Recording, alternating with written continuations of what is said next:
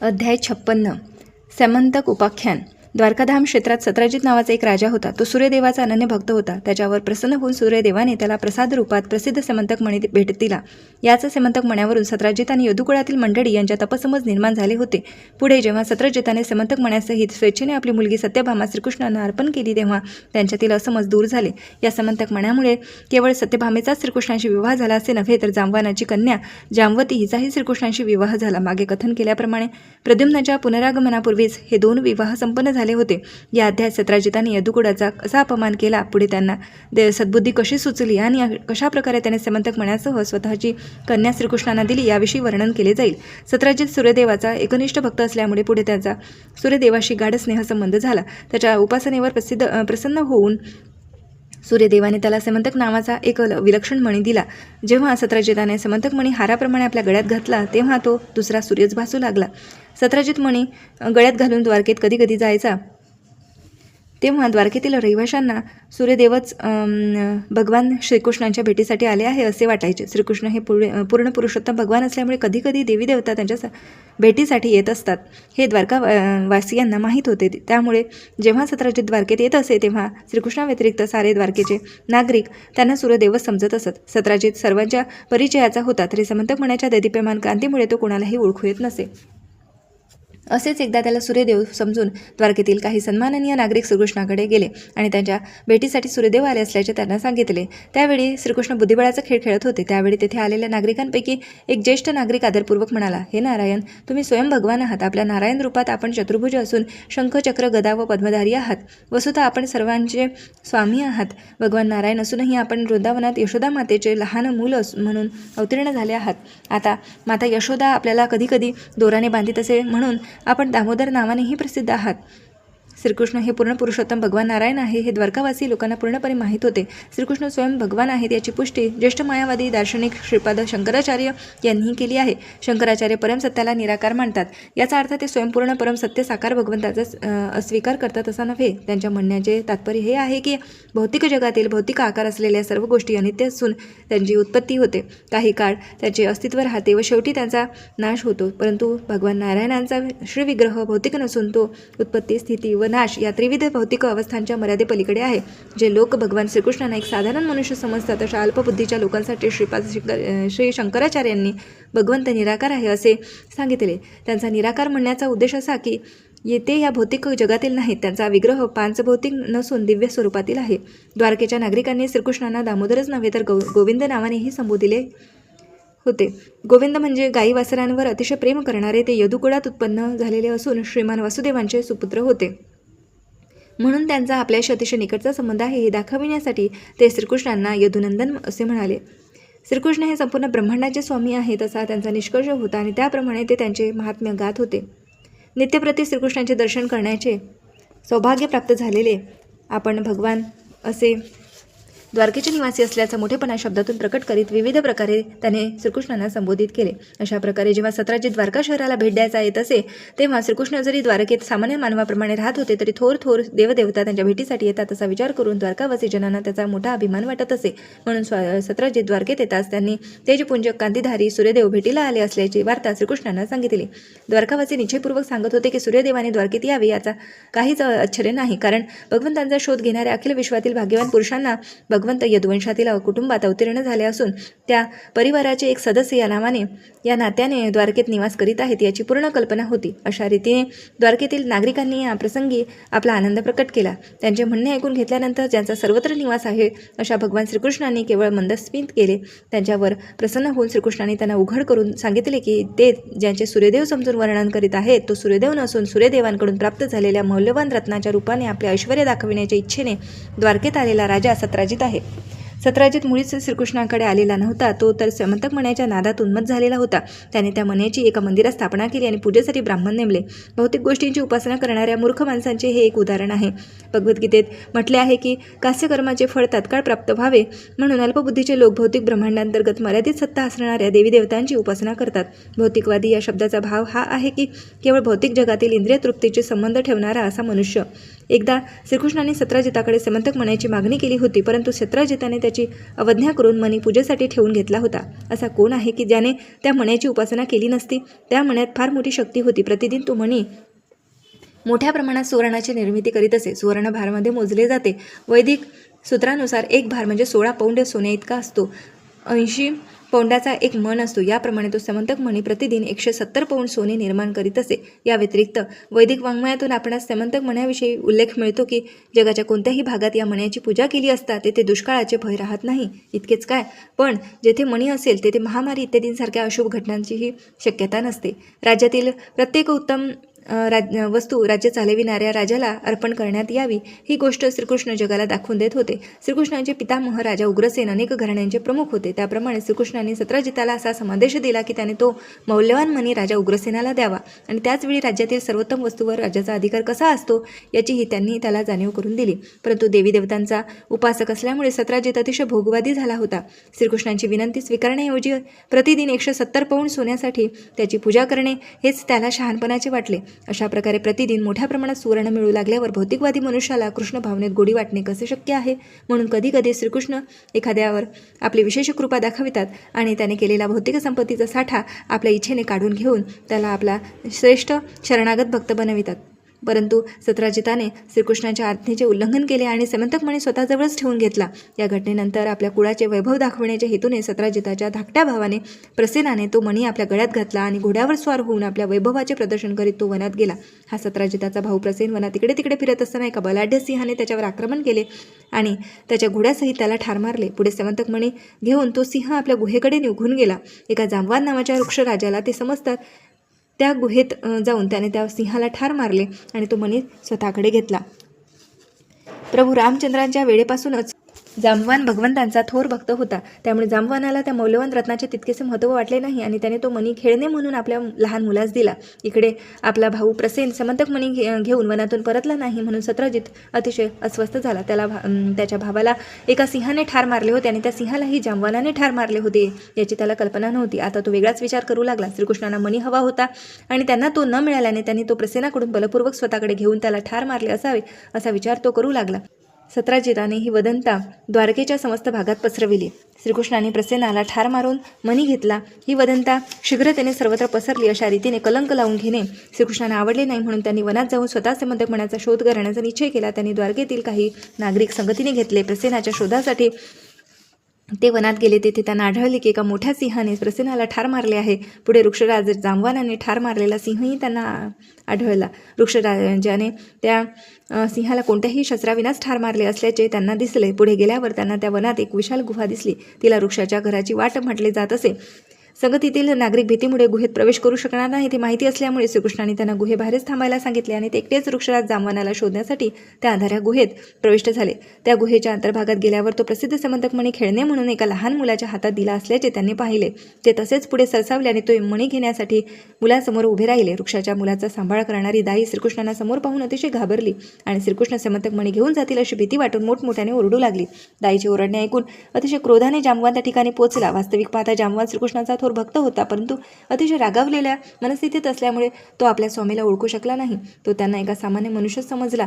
त्या प्रसंगी भगवद्गीतेतील एका श्लोकाचे प्रकर्षाने स्मरण होते. आध्यात्मिक स्तरावर उन्नत होण्यासाठी भगवान अर्जुनाला काम, क्रोध, लोभ या शत्रूंपासून मुक्त होण्याचा परामर्श देतात. काम, क्रोध, लोभ हे हृदयात एकाच वेळी निवास करीत असतात आणि वेळोवेळी मनुष्याच्या आध्यात्मिक उन्नतीत अडसर ठरतात. प्रारंभी जांबवानाने आपल्या स्वामीला ओळखलेच नाही. त्याने श्रीकृष्णांना लढण्यासाठी आव्हान दिले. नंतर त्या दोघांमध्ये मोठे युद्ध जुंपले. दोन गिद्ध पक्षी ज्याप्रमाणे एकाच पक्षासाठी आपापसात अटीतटीने झगडतात त्याप्रमाणे ते एकमेकांवर झडपा घालू लागले. प्रारंभी ते एकमेकांशी शस्त्राशी लढले. नंतर ते एकमेकांवर दगड फेकू लागले. नंतर वृक्ष उपटून एकमेकांवर टाकू लागले. शेवटी दोघात मुष्टियुद्ध जुंपले. वज्राप्रमाणे ते एकमेकांना ठोसे मारू लागले. प्रत्येकजण दुसऱ्यावर विजय मिळवण्याची अपेक्षा करीत होता, परंतु युद्धाचा अंत होत नव्हता. रात्रंदिवस युद्ध चालले आणि अंती 28व्या दिवशी युद्धाला विराम मिळाला. खरे पाहिले तर या काळात जांबवान हा सर्व प्राण्यांमध्ये अतिशय बलवान होता. तरीही या युद्धामुळे त्यांच्या शरीरातील अवयवाचे सर्व सांधे जवळजवळ पूर्णपणे खिळखिळीत झाले. श्रीकृष्णांच्या सततच्या माऱ्यामुळे त्यांची सर्व शक्ती संपुष्टात आली होती. अत्यंत थकलेल्या जांबवानाच्या अंगातून घामाच्या धारा वाहत होत्या. त्याला मोठे आश्चर्य वाटू लागले. आपल्याला बलहीन करून सोडणारा हा प्रतिस्पर्धी कोण होता? याचे त्याला नवल वाटू लागले. जामवानाला आपल्या अतिमानवीय सामर्थ्याची चांगलीच कल्पना होती, परंतु कृष्णाच्या मुष्टीप्रहाराने जेव्हा त्याला चांगलाच वचक बसला तेव्हा त्याला तात्काळ कळून चुकले की श्रीकृष्ण हे इतर कोणीही नसून स्वयं आपले उपास्य प्रभू भगवानच आहे. भक्ताच्या संगतीत या प्रसंगाचे फारच महत्त्व आहे. जांबवान प्रथम श्रीकृष्णांना समजू शकला नाही, कारण त्याची दृष्टी भौतिक आसक्तीने झाकून गेली होती. त्याला आपल्या मुलाविषयी आणि अतिशय मौल्यवान अशा त्या समंतक मण्याविषयी आसक्ती असल्यामुळे तो श्रीकृष्णांना मणी देऊ इच्छित नव्हता. श्रीकृष्ण मणी घेऊन जाण्यासाठी आलेले आहे असे वाटल्याने त्यांना पाहताच त्याचा क्रोध अनावर झाला. भौतिक स्थिती अशीच असते. शारीरिक सामर्थ्याच्या जोरावर कोणी श्रीकृष्णांना जाणू शकत नाही. क्रीडा करण्याच्या उद्देशाने भगवान श्रीकृष्ण आपल्या भक्तासमवेत अभिनय करीत होते. श्री भगवतातील पृष्ठापृष्ठातून भगवान श्रीकृष्णाच्या ठाई मानवोचित सर्व प्रकारच्या आवडीनिवडी असल्याचे आपल्याला समजते. त्यामुळे कधीकधी खेडकर प्रवृत्तीने युद्ध करून आपले सामर्थ्य हे प्रकट करतात. त्यावेळी ते आपल्या आनंदासाठी एखाद्या योग्य भक्ताची निवड करतात. याच उद्देशाने श्रीकृष्णांनी जांबवानाची निवड केली होती. स्वभावताच या जांबवान भगवत भक्त असला तरीही आपल्या शरीर सामर्थ्याने युद्धाच्या रूपात भगवान श्रीकृष्णाची सेवा करीत असताना त्याला त्याचे ध्यान नव्हते. श्रीकृष्ण त्याच्या युद्धाने प्रसन्न झाले. त्याचवेळी त्या आपला प्रतिस्पर्धी दुसरा कोणी नसून स्वयंपरम भगवंत असल्याचे त्याला कळून आले. अर्थात सेवेमुळेच जांबवान श्रीकृष्णांना ओळखू शकला. अशा प्रकारे युद्धानेही कधीकधी श्रीकृष्ण प्रसन्न होतात. म्हणून जांबवान श्रीकृष्णांना म्हणू लागला, प्रिय प्रभू, तुम्ही कोण आहात हे आता मी समजू शकतो. आपण सर्वांच्या शक्तीने श्रीमंतीचे, यशाचे, सौंदर्याचे, बुद्धीचे आणि त्यागाचे उद्गम असलेले स्वयं भगवान श्रीकृष्ण आहात. जांबवानाच्या या कथनाची पुष्टी वेदांत सूत्रातही होते. भगवान जर सर्व गोष्टींचे उद्गम असलेल्याचे तेथे म्हटले आहे. जांबवानाने श्रीकृष्णांना भगवान विष्णू म्हणून ओळखले. प्रिय भगवंता, आपण विश्वरचनेच्या कार्यात विश्वविधात्याचेही विधाता आहात. असामान्य बुद्धीच्या मनुष्याने केलेल्या कार्याने आश्चर्यचकित होणाऱ्या सामान्य मनुष्याला हे वाक्य अतिशय बोधप्रद असे आहे. एखाद्या मोठ्या वैज्ञानिकाने लावलेला शोध पाहून सामान्य मनुष्य अचंबित होतो, परंतु जांबवानाच्या या वाक्यातून हे स्पष्ट होते की एखादा शास्त्रज्ञ अनेक अद्भुत गोष्टींचा निर्माता असेलही, परंतु श्रीकृष्ण तर त्या शास्त्रज्ञांचेही निर्माते आहे. हे केवळ एका शास्त्रज्ञांचे निर्माते नाही, तर विश्वभरातील लक्षावधीने कोट्यावधी शास्त्रज्ञांचेही निर्माते आहे. जांबवान पुढे म्हणाला, हे भगवंता, आपण केवळ सृष्टी करणाऱ्यांचेच करता नसून ते तथाकथित करते असल्या कारणात ज्या भौतिक द्रव्याचा उपयोग करतात त्याचेही निर्माण करते आपणच आहात. शास्त्रज्ञ भौतिक द्रव्याचा आणि निसर्ग नियमांचा उपयोग करून काहीतरी चमत्कृती निर्माण करतात, परंतु प्रत्यक्षात निसर्ग नियमांचे व भौतिक द्रव्यांचे निर्माते भगवान श्रीकृष्णच आहेत. हेच खरे वैज्ञानिक ज्ञान होय. अल्पबुद्धीचे लोक केवळ शास्त्रज्ञांच्या अद्भुत कार्याकडे किंवा शोधाकडे पाहूनच संतुष्ट होतात, परंतु शास्त्रज्ञांची बुद्धी कोणी निर्माण केली याचा ते विचार करीत नाही. जांबवान पुढे म्हणाला, प्रिय भगवन, भौतिक तत्वांना संयुक्त करणारा काळसुद्धा आपला प्रतिनिधी आहे. आपण परमश्रेष्ठ कालतत्व आहात.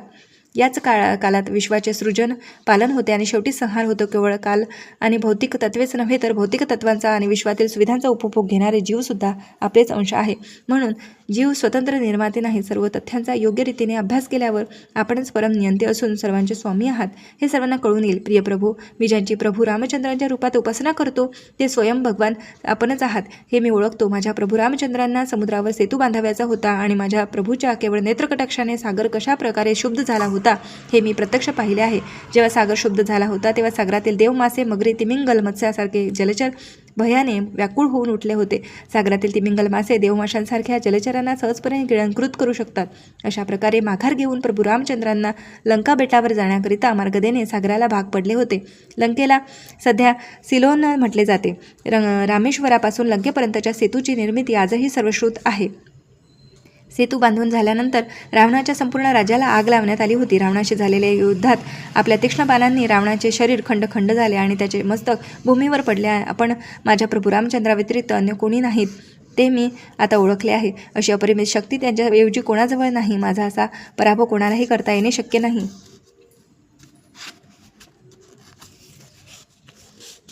जांबवानाच्या प्रार्थनेने आणि कथनाने श्रीकृष्ण संतुष्ट झाले. त्याच्या शरीरातील वेदना शांत व्हाव्यात म्हणून श्रीकृष्ण आपले करकमल त्याच्या सर्व शरीरावरून फिरवू लागले. त्यामुळे जांबवानाला युद्धामुळे आलेला थकवा तत्काळ नाहीसा झाला. श्रीकृष्णांनी त्याला राजा जांबवान असे म्हणून संबोधित केले, कारण त्या वनाचा राजा सिंहाऐवजी तोच होता. जांबवानाने शस्त्राऐवजी केवळ हाताने सिंहाला ठार मारले होते.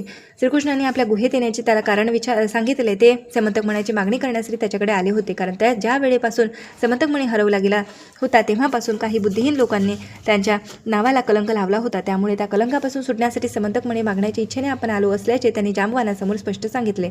जांबवानाला सर्व परिस्थिती समजली. त्याने श्रीकृष्णांना समंतकमणी तत्काळ आणून दिला.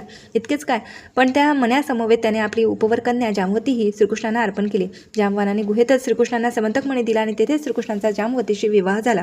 श्रीकृष्ण व जांबवान यांच्यातील युद्ध 28 दिवस चालले होते. तेव्हा द्वारकेच्या लोकांनी गुहेबाहेर 12 दिवसापर्यंत वाट पाहिली. त्यांना काहीतरी अनिष्ट घडले असल्याची आशंका वाटू लागली. प्रत्यक्षात काय घडले हे त्यांना समजायला मार्ग नव्हता आणि अशा प्रकारे थकून दुःखी होऊन ते द्वारकेला परत गेले. द्वारकेतील नागरिक कृष्णाविनाच वनातून परत आलेले पाहताच त्यांच्या कुटुंबातील सर्व मंडळी, त्यांचे मातापिता श्री वसुदेव, देवकी महाराणी रुक्मिणीसहित सर्व परिवार, मित्र, सोयरे, राजवाड्यातील सर्व आत्मीय स्वजन अतिशय दुःखी झाले. श्रीकृष्णांवर स्वाभाविक स्नेह असल्यामुळे ते सत्राजिताला शिव्याशाप देऊ लागले, कारण श्रीकृष्णांवर ओढवलेल्या आपत्तीला सत्राजितच कारणीभूत होता. ते सर्वजण चंद्रभागा देवीची उपासना करण्यासाठी गेले. श्रीकृष्णाने सुखरूप परत यावे म्हणून त्यांनी तिची प्रार्थना केली. द्वारकेच्या रहिवाशांची प्रार्थना ऐकून देवी तात्काळ प्रसन्न झाली. तिने त्यांना आपला आशीर्वाद दिला. त्याचवेळी आपली नूतन पत्नी जांबवती हिच्यासोबत श्रीकृष्ण तेथे येऊन पोचले. त्यामुळे द्वारकेतील सर्व रहिवासी आणि श्रीकृष्णांचे परिवार आत्मीय जन अतिशय आनंदित झाले. द्वारकेच्या रहिवाशांच्या आनंदाला पारावार राहिला नव्हता, कारण त्यांचा एक प्रिय बांधव जणू मृत्यूच्या दारातून पुन्हा त्यांच्यात आलेला होता. श्रीकृष्ण युद्धामुळे अतिशय दुस्सह स्थितीत सापडले असल्याचा त्यांनी निष्कर्ष काढला होता. त्यांच्या पुनरागमनाविषयी ते पूर्णपणे निराश होत चालले होते. परंतु श्रीकृष्ण या केवळ एकटेच नसून ते त्यांच्या एका नवीन पत्नीला घेऊन आल्याचे पाहून त्यांनी दुसरा मोठा आनंदोत्सव साजरा केला. त्यानंतर राजा उग्रसेनांनी सर्व प्रमुख राजे राजवाड्यांची सभा बोलवली. त्या सभेत त्यांनी सत्राजिताला बोलवले आणि श्रीकृष्णांनी सर्वांसमक्ष आपण जांबवानाकडून समंतकमणी कसा प्राप्त केला या घटनेचे वर्णन करून सांगितले. मौल्यवान समंतकमणी सत्राजिताला परत देण्याची श्रीकृष्णांची इच्छा होती. राजा सत्राजित अतिशय लज्जित झाला होता, कारण त्याने श्रीकृष्णावर निष्कारणच कलंक लावला होता. श्रीकृष्णाने दिलेला मणी त्याने हातात घेतला. त्या राजसभेत आपली मान खाली घालून तो मौन धरून उभा होता. शेवटी काहीही न बोलता मणी घेऊन तो घरी परतला. श्रीकृष्णांना कलंक लावून त्याने जे कलंकित कर्म केले होते त्यातून कसे मुक्त होता येईल याचाच तो विचार करू लागला. आपण श्रीकृष्णाचा घोर अपराध केला आहे याची त्याला जाणीव झाली होती. श्रीकृष्णांना पुन्हा प्रसन्न करता येईल असा काहीतरी उपाय त्याला शोधायचा होता. समंतक मण्यासारख्या लौकिक वस्तूसाठी आसक्ती धरून मूर्खपणाने ओढवून घेतलेल्या चिंतेतून मुक्त होण्यासाठी राजा सत्राजित फार उत्सुक होता. आता सत्राजिताला श्रीकृष्णांच्या केलेल्या अपराधाचा मनापासून पश्चाताप वाटत होता. त्याला झालेली चूक सुधारण्याची कळकळ लागली होती. श्रीकृष्णाने त्याला अंतरंगातून सद्बुद्धी दिली आणि त्याने समंतकमणी व आपली सुंदर कन्या सत्यभामा श्रीकृष्णांना द्यायचा निश्चय केला. या स्थितीचा अंत होण्यासाठी या व्यतिरिक्त अन्य कोणताही पर्याय नव्हता. त्यामुळे त्याने श्रीकृष्ण आणि सत्यभामा यांचा विवाह साजरा करण्याची व्यवस्था केली. त्याने समंतकमणी आणि आपली कन्या श्रीकृष्णांना दान दिली. सत्यभामा अतिशय रूपगुण संपन्न असल्याने अनेक राजकुमारांनी तिला मागणी घातली होती, परंतु अजूनही राजा सत्राजित एका सुपात्र जावयाच्या शोधात होता. श्रीकृष्ण कृपेने त्याने आपली कन्या श्रीकृष्णांना द्यायचे ठरविले. श्रीकृष्णाने सत्राजितावर प्रसन्न होऊन आपल्याला समंतक म्हणण्याची काहीच आवश्यकता नसल्याचे सांगितले. ते त्याला म्हणाले, तुम्ही ठेवलेल्या स्थितीतच तो मंदिरात राहू देणे अधिक चांगले, कारण आपल्यापैकी प्रत्येकाला त्या रत्नाचा लाभ मिळेल. समंतक मणी द्वारकेत उपस्थित असल्यावर तेथे कधी दुष्काळ पडणार नाही आणि मोठे रोग तसेच अतिशय उष्णता व थंडी यांच्यापासून कधी उपद्रव होणार नाही. अशा रीतीने कृष्णपूर्ण पुरुषोत्तम भगवान या ग्रंथातील समंतक उपाख्यान नामक अध्यायातील भक्तिवेदांत भाष्य संपन्न.